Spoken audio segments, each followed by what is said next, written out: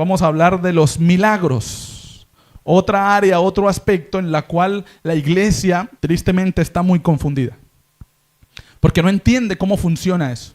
Y vamos a tratar de entender hoy, a ver los milagros desde la perspectiva bíblica. Desde lo que dice la palabra de Dios, nada más. ¿Qué dice la palabra de Dios de los milagros? ¿Creemos que Dios es un Dios de milagros? Amén. Bueno, en eso estamos todos seguros. Ahora la pregunta es, ¿el don de los milagros sigue vigente hoy? Eso es lo que vamos a tratar de estudiar en esta mañana. Quiero que alguien me esté leyendo Hechos 2, versículo 22. Hechos capítulo 2, versículo 22.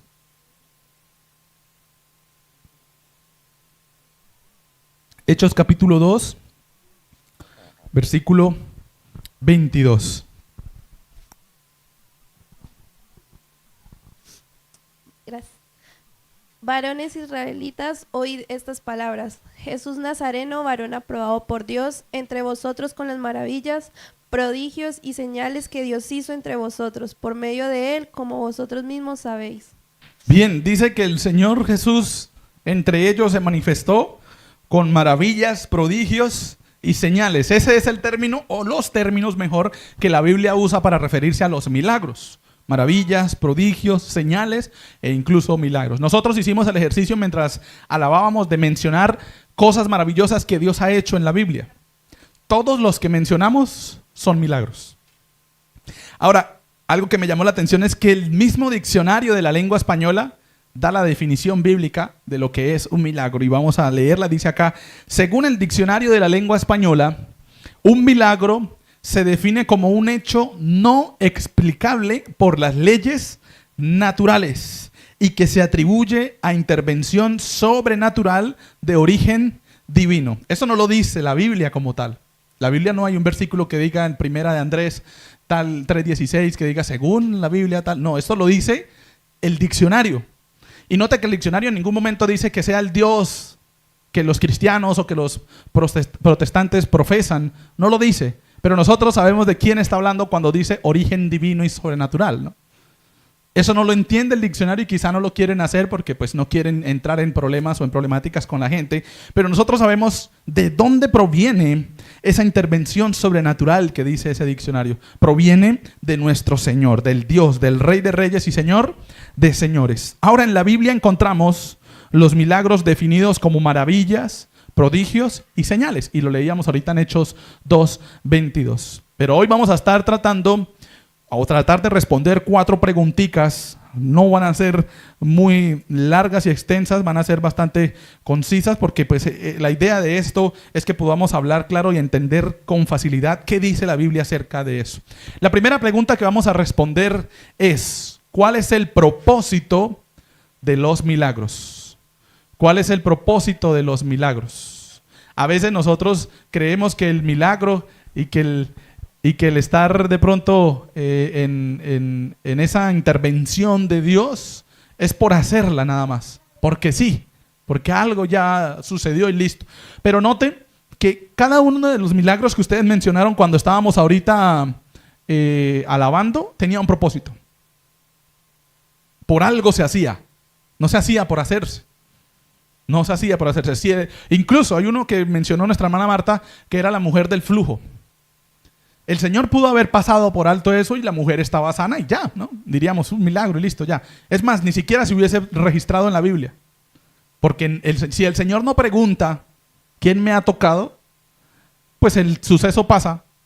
Ningún discípulo se iba a poner a fijarse porque nadie iba a saber que esa mujer iba a ser sana, ¿no? Esa mujer en ningún momento dice que alzó la voz diciendo y brincando y fui sana y no. Fue el Señor el que dijo quién me tocó. Y entonces en ese sentido noten que el milagro tenía un propósito, no era sanar a esa mujer simplemente. ¿Qué pasó después con esa mujer?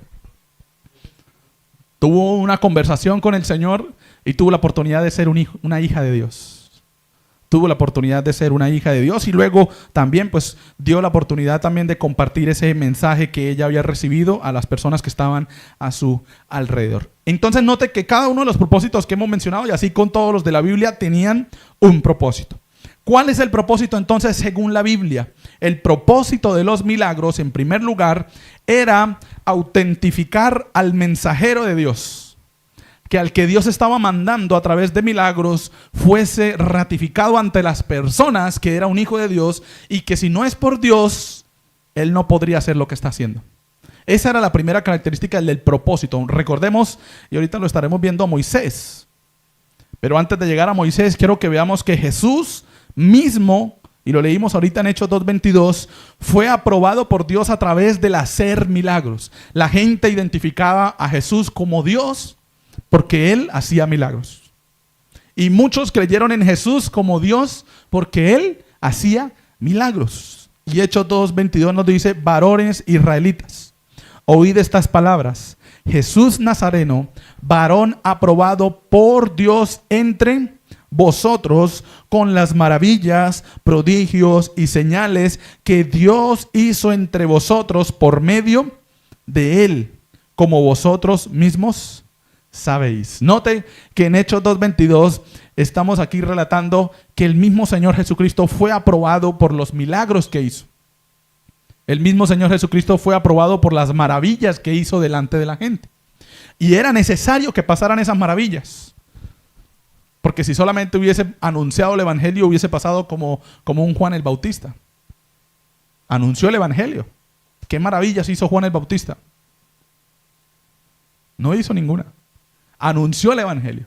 Pero era necesario que llegara un Juan el Bautista para que luego llegara un Mesías, un Jesús, a manifestar que Él era Dios a través de, como dice Hechos 2:22, señales, prodigios y maravillas. Y la gente aprobó, los que aceptaron al Señor como Salvador, aprobaron que Él era Dios porque veían lo que hacía. Nadie había hecho eso antes. Y nadie lo iba a hacer después como Él lo hacía. Él no mencionaba en el nombre de tal, en el nombre de aquel, en el nombre de este. Él decía: hágase. Y recuerden en qué otro relato también pasa eso. Al principio de nuestra Biblia en Génesis, tenemos a Dios diciendo con su voz que se haga la luz, que se haga tal cosa, que se separen. No dice en el nombre del Dios, dice Él. Él lo pronuncia y dice que se haga, porque no necesitaban mencionar a otra persona. Él era Dios. Lo mismo hace el Señor Jesucristo. Él decía: sal de ahí, o levántate, Lázaro. Él no decía en el nombre del Dios de no sé qué, de Abraham, de Isaac y de Jacob. No decía sal de ahí. ¿Por qué? Porque Él era Dios. Y eso fue lo que la gente entendió. ¿Por qué no dice en el nombre de Dios de Isaac, de Abraham, de Jacob, de todo eso, como normalmente se intentaba hacer? Porque Él era Dios y fue aprobado por Dios a través de los milagros. Segundo personaje en la Biblia que fue aprobado como mensajero de Dios, el mismo Pablo. 2 Corintios 12:12. ¿Alguien lo tiene? Y nos lo lee ahí con el micrófono.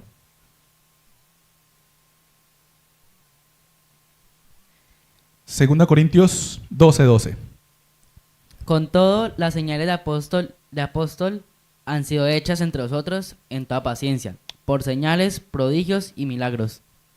Bien, con todo las señales de apóstol han sido hechas entre vosotros en toda paciencia, por señales, prodigios y milagros. Otra vez Pablo, bueno, en este caso Pablo, mencionando los términos que leíamos ahorita: milagros, señales y prodigios. Y ahí está diciendo Pablo que él tuvo la oportunidad como apóstol. Ya tiene una característica distinta, porque al ser apóstol ya no era el mismo Jesús. Al ser apóstol era enviado. Era enviado por alguien más a contar algo. Y él está diciendo en 2 Corintios 12:12 que él, con señales, manifestó que él era el apóstol. Y que la gente entendió que él era parte del apostolado que estaba escogido por Dios para iniciar la obra y para llevar ese mensaje en la iglesia primitiva. Entonces Pablo probó a través de milagros, y como dice él ahí, señales, prodigios y milagros, que era un apóstol. Él también se manifestó como enviado por Dios a través de milagros. Y hoy leímos en Éxodo 4:1-9, que ya lo leímos hace un momento. Si quiere, vamos todos ahí y vemos algunas características de este pasaje de Éxodo 4. ¿Quién era el hombre aquí enviado por Dios? Moisés. Se encuentran hablando con Dios ¿en dónde? ¿Frente a qué?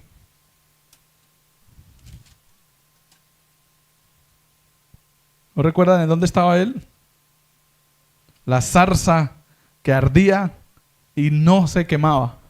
El arbusto allá que estaba verde con fuego y que no se quemaba. Éxodo 4 del 1 al 9. Y note que cuando el Señor llama a Moisés, después de todo lo del capítulo 3, que es cuando le está hablando de la promesa y todo lo que iba a hacer, Moisés responde: Señor, he aquí que ellos no creerán ni oirán mi voz, porque dirán, no te ha aparecido Jehová. Y es lógico, ¿no? Es sensato. Lo que dice Moisés en ese momento no es nada loco. Pues yo voy a ir a pararme allá a decir que me voy a llevar el pueblo porque Dios me mandó, y obviamente ellos no me van a creer, porque pues cualquiera podría pararse allá a decir, me vengo a llevar al pueblo de Israel porque ya es el tiempo del Señor. Y menos le iban a creer a Moisés, porque ¿qué hizo Moisés cuando estaba allá? Historia bíblica. ¿Qué hizo Moisés cuando estuvo en Egipto? ¿Por qué salió de Egipto Moisés? Recuerden que Moisés fue criado por la cultura egipcia, ¿no? Recuerdan lo de la barquita que se iba por el agua y que se lo encontró una de las principales del pueblo egipcio y que lo crió y creció como un egipcio más, pero en un momento él hizo algo y le tocó salir. Mató a un egipcio. Ahora ese que había matado a un egipcio ahora tenía que regresar por Dios, mandado a decirle a los egipcios que se iba a llevar a su pueblo, al pueblo de Israel. ¿Qué le iban a creer a Moisés? Probablemente lo iban a encarcelar o a matar porque él nunca pagó legalmente el haber hecho ese daño que hizo en Egipto. Pero el Señor le responde: ¿qué es lo que tienes en tu mano? Y él respondió: una vara. Y ahí pasan los milagros que el Señor hizo, ¿no? La vara se convirtió en una serpiente y curiosamente Moisés huía de ella, como cualquier otro de nosotros, si hubiese estado en esa situación. Entonces el Señor le dice que la agarrara por la cola, y al agarrarla la vara volvió a ser vara. La serpiente se convirtió una vez más en vara. Pero el Señor le dice: por esto creerán que se te ha parecido a Dios, el Dios de tus padres, el Dios de Abraham, Dios de Isaac y Dios de Jacob. Le dijo además Jehová, le dijo: mete ahora tu mano. Él la metió en el seno. Cuando la sacó estaba leprosa. Cuando le dijo el Señor, vuelva a meterla, la metió y la sacó. El versículo 7. Y he aquí que se había vuelto otra vez normal como antes. Y ese fue el otro milagro que el Señor le dijo que iba a poder hacer. Si aconteciere que no te creyeren con 2 de estos milagros, entonces ¿qué va a hacer? Versículo 9. Y si aún no le creen, tomarás agua del río y la derramarás en tierra, y se cambiarán aquellas aguas que tomarás del río y se harán sangre en la tierra. Ahorita estaremos viendo qué pasó cuando Moisés se presentó allá ante el pueblo egipcio, ante los principales. Pero noten que el mismo Señor le está diciendo a Moisés que él iba a ser confirmado, él iba a ser aprobado, él iba a ser auténtico delante de los que iba a llevar el mensaje por los milagros que iba a hacer. Entonces tenemos a Jesús, a Pablo y a Moisés confirmados a través de milagros delante de los que iban a llevar el mensaje. Jesús delante de la humanidad entera. Pablo delante de las personas a las que él llevó el mensaje con milagros. Y Moisés delante del pueblo egipcio, manifestó con milagros. El segundo propósito no solamente era autentificar el mensaje de Dios, el mensajero, de Dios, sino que también el propósito de los milagros era mostrar que Jehová era el Dios verdadero. Y hay una historia en el Antiguo Testamento que yo creo que conocemos, está en primer libro de Reyes. Vamos ahí unas páginas más adelante al primer libro de Reyes 18.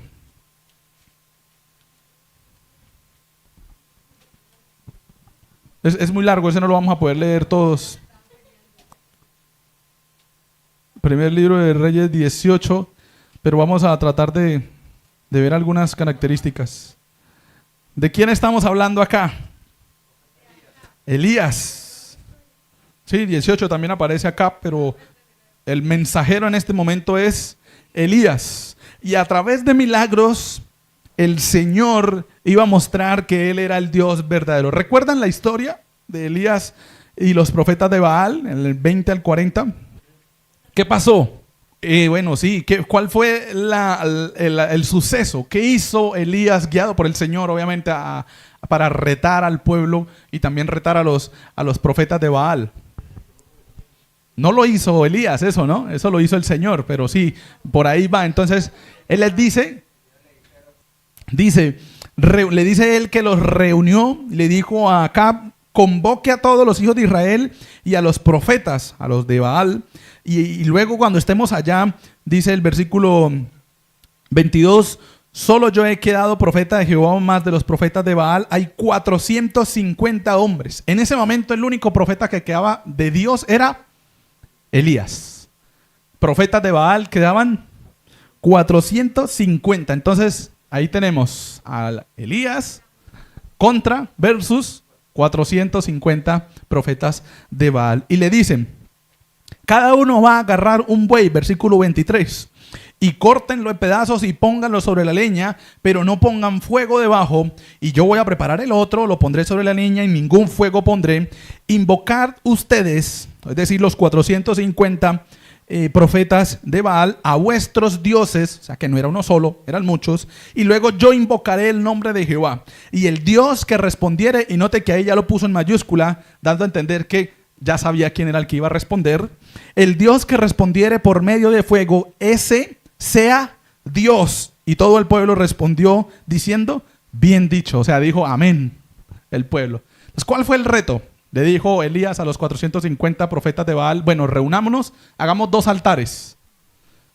Agarramos 2 bueyes, ustedes agarran uno, lo desbaratan, lo ponen ahí, lo desprezan, yo agarro el otro, solo lo desprezo y lo pongo en mi altar, y ustedes invocan a sus dioses, y luego yo voy a invocar a mi Dios, y el Dios que responda, ese será el Dios verdadero. Noten, el milagro era el propósito, con el propósito de decir cuál era el Dios verdadero. ¿Qué pasó? Agarraron los 450 el buey y lo acomodaron. Es más, en el versículo 25, Elías le dice que escojan ellos el buey.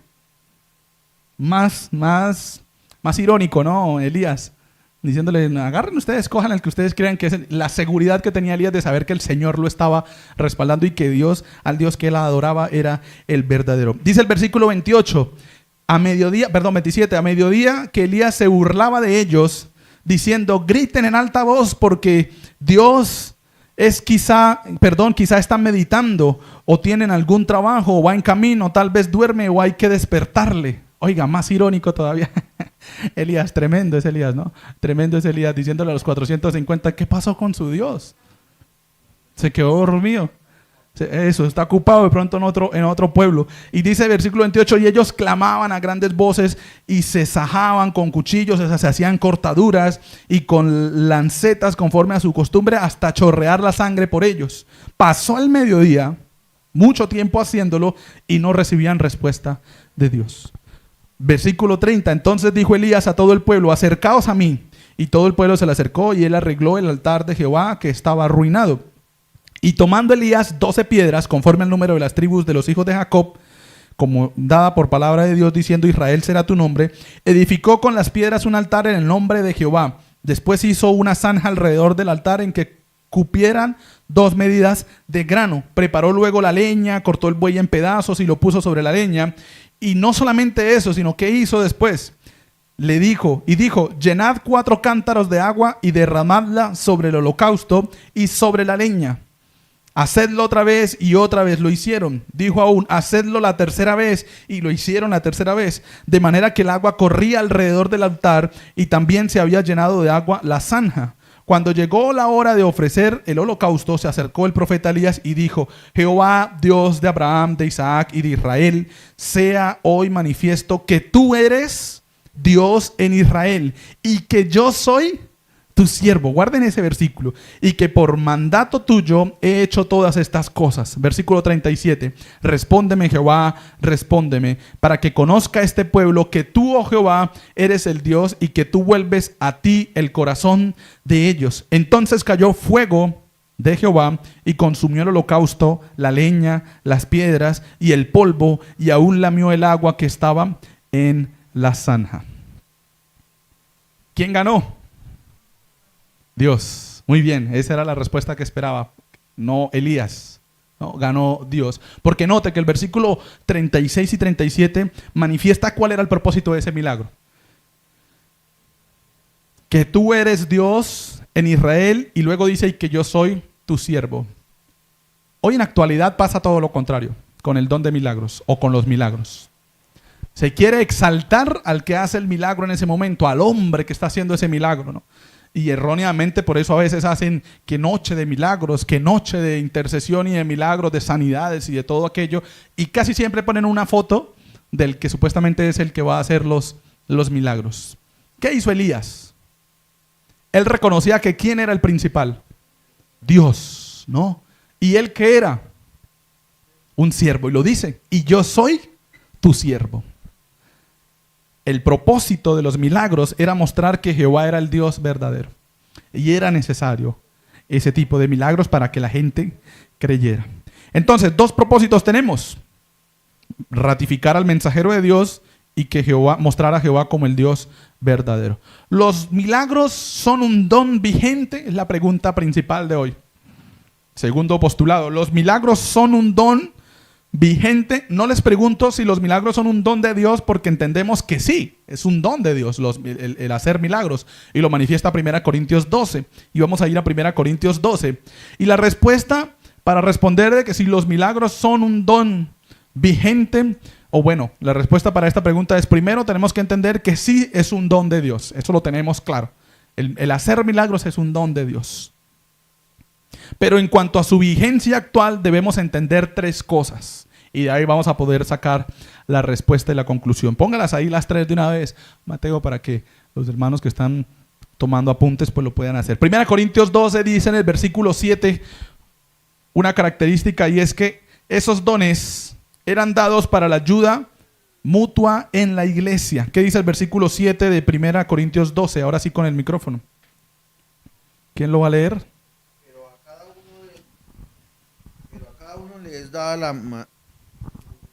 Pero a cada uno les da la manifestación del Espíritu para su provecho. Para provecho.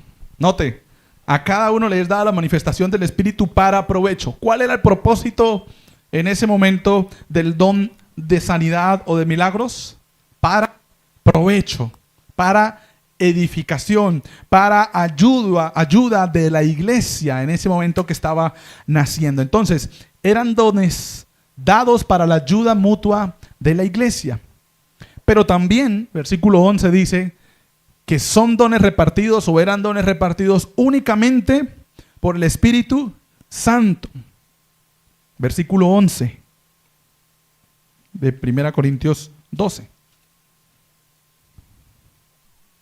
Pero todas estas cosas las hace uno y el mismo Espíritu, para repartiendo a cada uno en particular como el que quiere. Como Él quiere. Pero todas estas cosas las hace uno y el mismo Espíritu. Entonces, ¿quién repartía esos dones? Y luego termina diciendo, cada uno en particular como Él quiere. Ahí hay algo que se contradice con la actualidad en cuanto a los milagros que las iglesias profesan hacer. Y es que a veces se quiere, por decirlo así, anteponerle o colocarle a una persona que usted tiene el don de milagros. Y no le pertenece a ningún líder repartir dones. No le corresponde a ningún pastor, ni líder, ni nada, a ningún hombre repartir dones. ¿A quién le corresponde? Al Espíritu Santo. Y dice que lo hace como Él quiere. Es decir, que Él podría no querer. Que Él podría no querer hacerlo. Que Él podría no querer repartir ese don. Y es lo que vamos a estar respondiendo más adelante. Entonces, eran dones dados para la ayuda de la iglesia, que se respaldaran entre ellos. Eran dones repartidos únicamente por el Espíritu Santo. Y eran dones para la gloria de Dios. Versículo 4 al 6 de también 1 Corintios 12.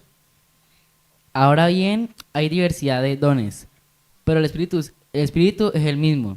Y hay diversidad de ministerios, pero el Señor es el mismo. Y hay diversidad de operaciones, pero Dios, que hace todas las cosas en todos, es el mismo. Bien, hace tres participaciones ahí de lo que se va a hacer, ¿no? Dice el versículo 4, ahora bien hay diversidad de dones, pero el Espíritu es el mismo. Hay diversidad de ministerios, pero el Señor es el mismo. Hay diversidad de operaciones, pero Dios, que hace todas las cosas en todos, es el mismo. Noten que el propósito no era ni las operaciones, ni la diversidad de dones, ni la diversidad de ministerios. Eso no era lo principal. Lo principal era darle la gloria al Dios, al Señor, al Espíritu Santo, que eran el verdadero Dios. Ese era el propósito. Entonces, los milagros son un don vigente. Se debe entender que los dones de milagros consistían en comunicar la voluntad de Dios, ya que aquellos primeros cristianos no tenían la Biblia completa. Era una manifestación de la voluntad de Dios, de cómo Dios podía hacer maravillas. Nosotros tenemos la palabra de Dios y ya sabemos qué maravillas hace Dios. Incluso lo vemos hoy. Entonces, Dios hoy sigue haciendo milagros de muchísimas maneras. Claro que sí. Inclusive puede usar a un cristiano. Pero eso no indica que este cristiano tenga el don de milagros. Es decir, ¿Dios es un Dios de milagros? Sí, pero ya no se hace necesario un cristiano con el don de milagros. Porque ya está la manifestación de la voluntad de Dios. Ya está la manifestación de lo que Él quiere para nosotros. Tercera pregunta entonces. ¿Qué pasa entonces con los que profesan tener ese don hoy? ¿Qué pasa con las personas que dicen tener el don de milagros y de sanidades? Primero, los milagros pueden ser también realizados con malas intenciones. Mateo 24:24 dice: porque se levantarán falsos cristos y falsos profetas y harán grandes señales y prodigios, de tal manera que engañarán, incluso si fuere posible, a los escogidos, dice. O sea que hay muchos cristianos que están siendo engañados también por esos falsos profetas que profesan hacer señales y prodigios. Recuerden, ahorita lo estaremos viendo, que cuando Moisés se presentó allá delante de los egipcios, los egipcios también hicieron cosas asombrosas, ¿no? Pero luego pasó algo que no pudieron hacer los egipcios, y ahorita volveremos allá para culminar con eso. Entonces, los milagros pueden ser realizados con malas intenciones. Siguiente punto, Mateo, por favor. ¿Qué pasa con los que profesan tener ese don hoy?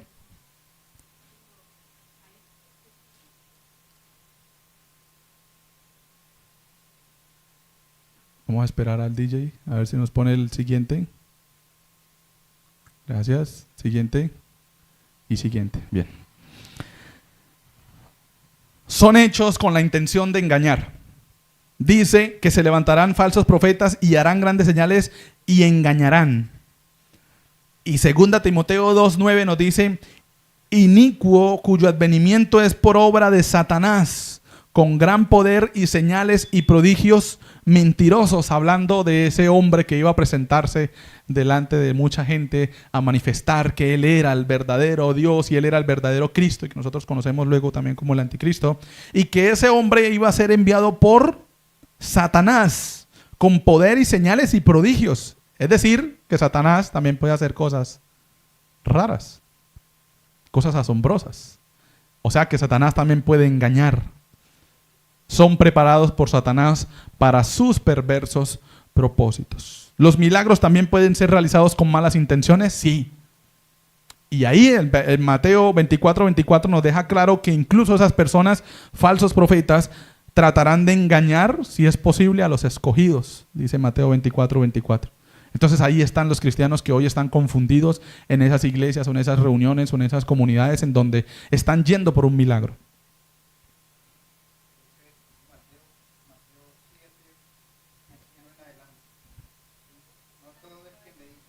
Señor entrará en los reino de los cielos, sino el que hace la voluntad de mi Padre que está en los cielos.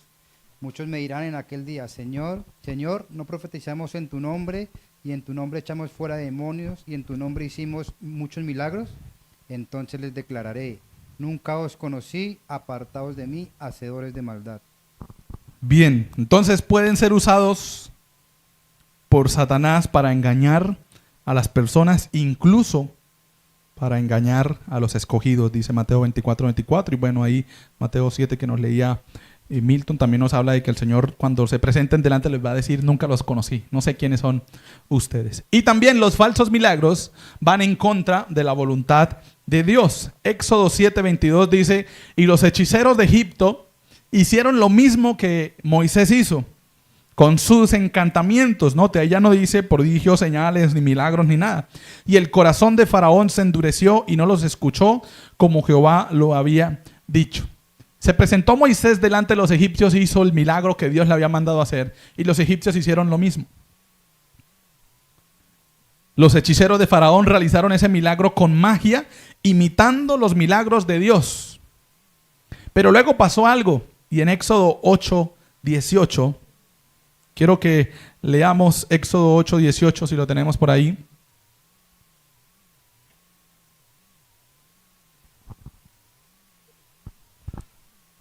Éxodo capítulo 8.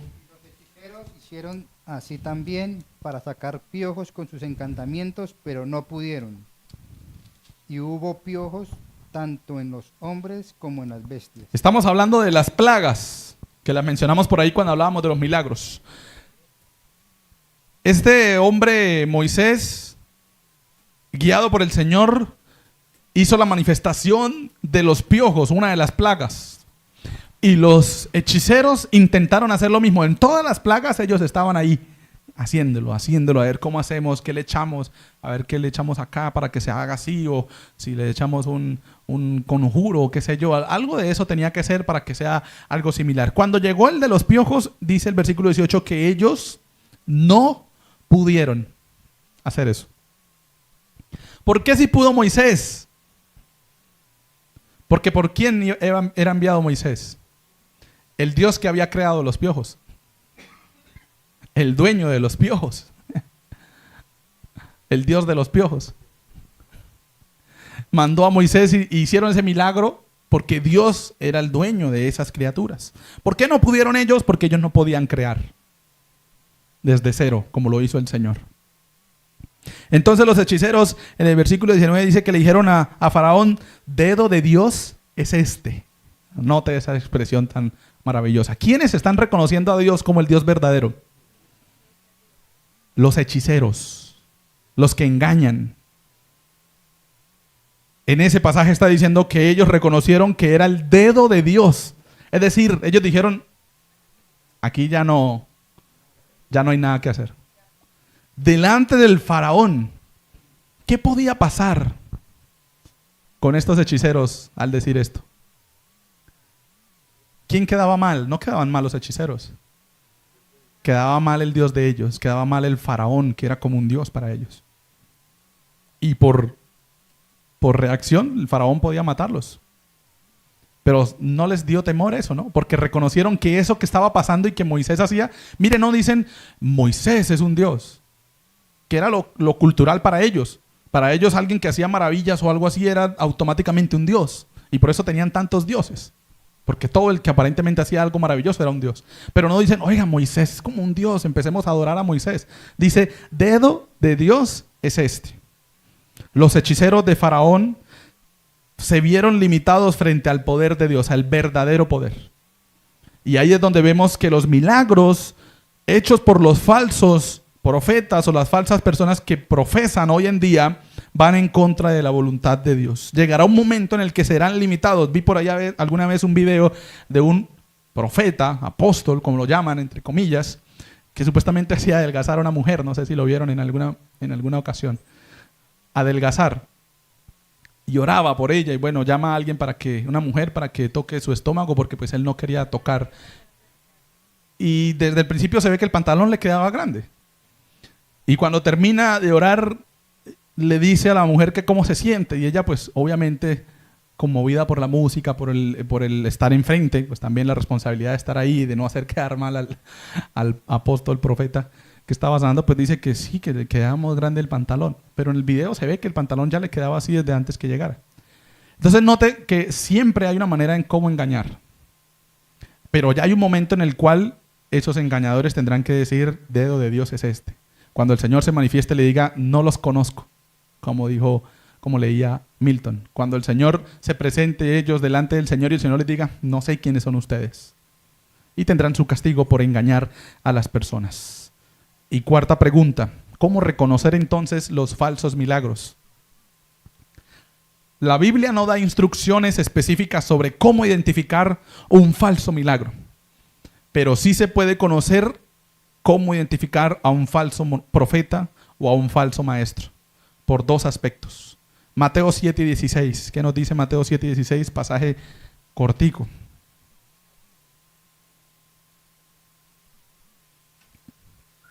Por sus frutos los conoceréis. Aquí que lleguen a Éxodo, a Mateo, se iban a echar ahí un buen rato. Por sus frutos los conoceréis. ¿Acaso se recogen uvas de los espinos e higos o higos de los abrojos? Por cómo actúan, por lo que dan, por lo que ofrecen, por lo que son. Porque mire que dice que hay una diferencia entre una uva y un espino, ¿no? La uva no sale del espino. Es decir, el pasaje está diciendo que las personas que están intentando imitar a Dios, que están intentando hacer los milagros de Dios, son espinos que nunca van a dar un fruto bueno. Por sus frutos los conoceréis. Si un mensajero de Dios no muestra la semejanza a Cristo, probablemente es un falso maestro. Si un mensajero de Dios no se muestra como un seguidor de Cristo, probablemente es un falso maestro. Sus frutos no provienen de los frutos de Dios. No manifiesta los frutos del Espíritu, amor, gozo, paz, paciencia. Por lo tanto, pues no es enviado de Dios. Entonces, si la intención de este maestro, de este profeta, apóstol, como sea que lo llamen hoy, no es llevar a las personas a Cristo, probablemente es un falso profeta. Porque nosotros no estamos puestos delante de la congregación para manifestarnos nosotros como Cristos o para presentarnos nosotros como dioses. Ni Moisés lo hizo, ni Pablo lo hizo. Pablo dice, síganme a mí, ¿pero por qué? Porque yo sigo a Cristo. Imítenme a mí, pero porque yo imito a Cristo. Es decir, Pablo está diciendo, si yo no imito a Cristo, no me hagan caso. No me sigan porque yo voy por otro lado. ¿Por qué? Porque el propósito no es imitar al líder. El propósito es que el líder nos lleve a imitar a Cristo. Y en la familia se ve también, en la estipulación de la familia. Dice que el hombre es la cabeza, ¿no? Y ahí nosotros entendemos, ya tenemos claro ese propósito, pero dice que sobre el hombre está ¿quién? Cristo. Cristo es la cabeza. Ahora, en la iglesia pasa lo mismo. Dice que nosotros somos el cuerpo, que es la iglesia. Pero ¿quién es la cabeza? Cristo. Note la Biblia. Y por eso les decía al principio que hoy vamos a tratar de entender los milagros a través de la palabra de Dios. La Biblia misma está diciendo que siempre el principal tiene que ser Cristo. Entonces, si un falso profeta que supuestamente hace milagros y no manifiesta a Cristo, sino que se exalta a Él, por sus frutos lo conoceréis. Segundo, examinando su enseñanza, y todos tenemos la oportunidad de hacerlo, ¿no? Segunda Timoteo 2:15, ¿cómo debe ser una enseñanza o cómo debe ser la presentación de un hombre de Dios? Ese sí, claro, Segunda Timoteo 2:15.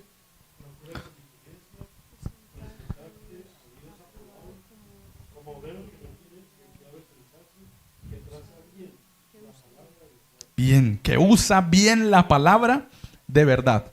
Es decir, que nosotros como iglesia tenemos la oportunidad de examinar si ese hombre se presenta a Dios aprobado. Si ese hombre es un obrero que no tiene de qué avergonzarse y si ese hombre realmente está trazando bien la palabra de verdad. Por sus enseñanzas, la iglesia puede identificar cuando un falso maestro está tratando de imitar los milagros de Dios. Lo que enseña debe estar de acuerdo a la palabra de Dios. Lo que enseña debe ser la palabra de Dios, no lo que Él dice.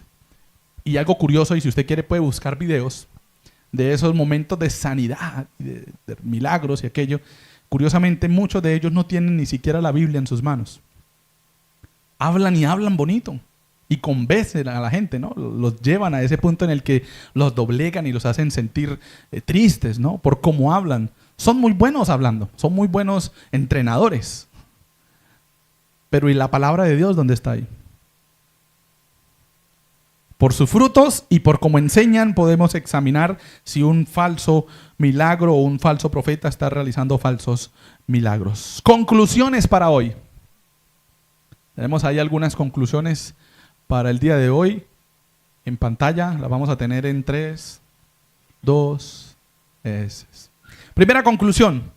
Lamentablemente, muchas personas aún están esperando una señal milagrosa para dar el paso de fe o esperando que Dios haga un milagro visible para comprobar que Él es real. Ya no deberíamos estar en esa posición. En las Escrituras vemos cómo el pueblo de Israel experimentó de primera mano, en primera fila, los milagros del Señor. Se presentaron frente al mar y el Señor abrió el mar. Y estaban renegando ya, ¿no?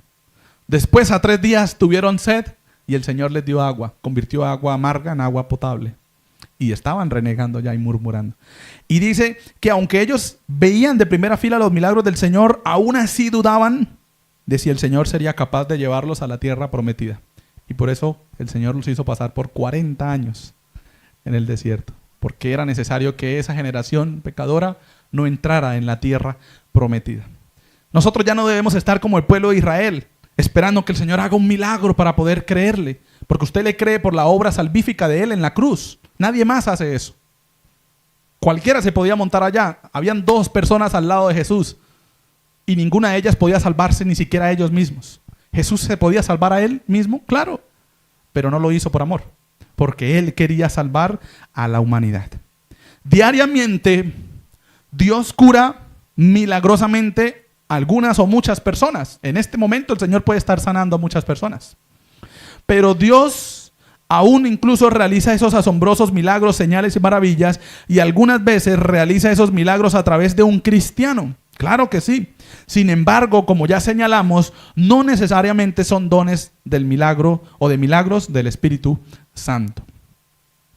El propósito principal para los dones de milagros era el probar o autentificar que el evangelio era verdadero y que los apóstoles eran verdaderamente mensajeros de Dios. La Biblia no dice que los dones de milagros hayan cesado, pero sí establece el fundamento para el que ya no pueda ser necesario de la misma manera que sucedieran como se registra en el Nuevo Testamento. Es decir, si Mateo me puede colocar ahí una frase que estaba atrás, en el punto número 2. Dios, el Dios de milagros, continúa actuando hoy. Claro que sí. Incluso el Dios de milagros puede usar a un cristiano para llevar sanidad o un milagro a otra persona. Claro que sí. Pero no necesariamente ese hombre, ese cristiano tiene el don de milagros, porque el don de los milagros en la actualidad ya no es necesario. Ya no se necesita para presentarnos como enviados de Dios, porque ya no estamos en persecución. A esos profetas que estaban allá los perseguían por decir que eran enviados por Dios y los mataban. Bueno, ahí ya se va a hacer necesario. Ya se va a hacer necesario, entonces el Señor ya va a actuar. Pero ahorita no. Incluso en las regiones en donde son perseguidos los cristianos, ni siquiera se hace necesario, porque el Señor a través del Espíritu hace todo eso y capacita a las personas para recibir sanidad. Tenemos ahora la intervención, que es la oración, y usted a través de la oración puede pedirle al Señor que le guíe y que le dé sanidad. No necesariamente necesita ir a un hombre a decirle: Señor, ¿será que puede orar por mí para que yo reciba sanidad? ¿Por qué no ora usted? Usted también tiene la oración para acercarse al Señor. Y tiene el Espíritu Santo que responde, claro que sí. Entonces, dice, el tiempo del don de los milagros ha pasado. Pero el tiempo del Dios de milagros nunca pasará.